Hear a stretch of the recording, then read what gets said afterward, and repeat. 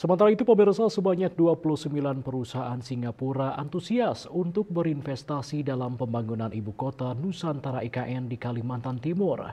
Hal itu disebutkan Presiden RI Joko Widodo Jokowi.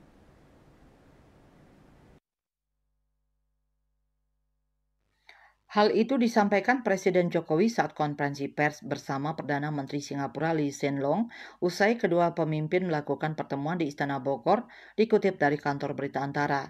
Dalam pertemuan berformat retreat tersebut, Jokowi menawarkan kepada Singapura beberapa peluang investasi di Indonesia, diantaranya untuk manufaktur tekstil di Kendal Industrial Park, serta membangun pusat data di Nongsa Digital Park Batam. Terkait ketahanan pangan, Indonesia dan Singapura sepakat untuk mendorong kerjasama transfer teknologi dan pertukaran iptek pengolahan pangan. Indonesia juga mengundang Singapura untuk menjadi pengembang 3 kawasan industri produk halal, yaitu di Bintan, Serang, dan Sidoarjo.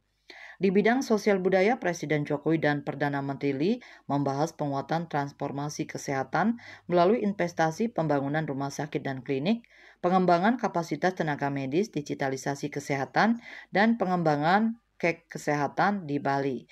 Ketika mendiskusikan isu kawasan dan global, kedua pemimpin sepakat untuk terus mendorong terciptanya perdamaian di Timur Tengah dan berupaya terus memperkuat sentralitas ASEAN.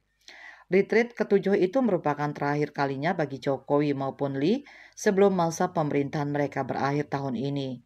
Kedua pemimpin juga menyambut baiklah berlakunya perjanjian penyesuaian pelayanan ruang udara Flight Information Region (FIR), pertahanan dan ekstradisi yang kedepannya perlu dipastikan implementasinya berjalan penuh. Dalam retreat tersebut, Presiden Jokowi dan Perdana Menteri Lee menyaksikan penandatanganan 2 nota kesepahaman kerjasama oleh para menteri terkait kedua negara, yakni di bidang pemberdayaan masyarakat di ekosistem mangrove dan bidang pertahanan. KMB Bali Pos melaporkan.